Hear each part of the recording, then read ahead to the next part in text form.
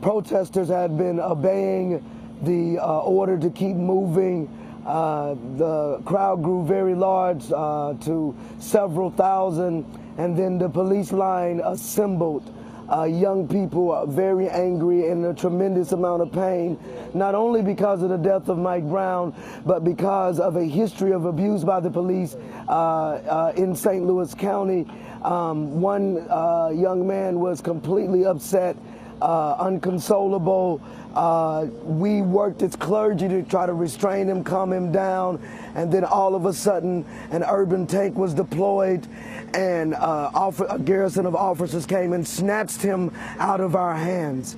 Later on that evening, down the street at the other point where the military police had set up, young people refusing to leave the street, and police deployed tear gas. I was standing there when it happened. A number of us were tear gassed last night. What we see now is nothing less than an occupation.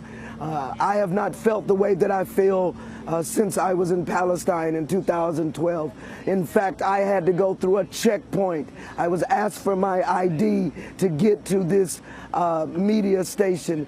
And so our young people are in a tremendous amount of pain, and an officer who should have been indicted has not been indicted. And let us be sure and be clear in the reality that these young people are engaging in a rich tradition of nonviolent civil disobedience. While there is some violence, but the greatest amount of violence occurred on last Saturday when Mike Brown was shot down like a dog and left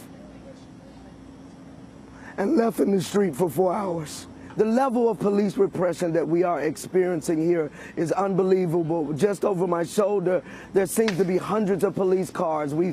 Since I have been here, I arrived Friday night. Since I've been here, I've personally had about 100 M16s and AK-47s pointed at me.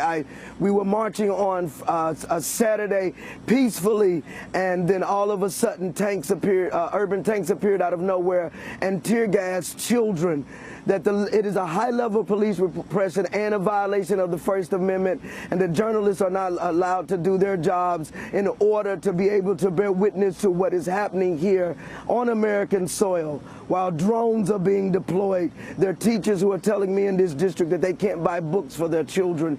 And so this ideal is just completely problematic, and that the provocation that is happening is the high level of military style police presence here in Ferguson.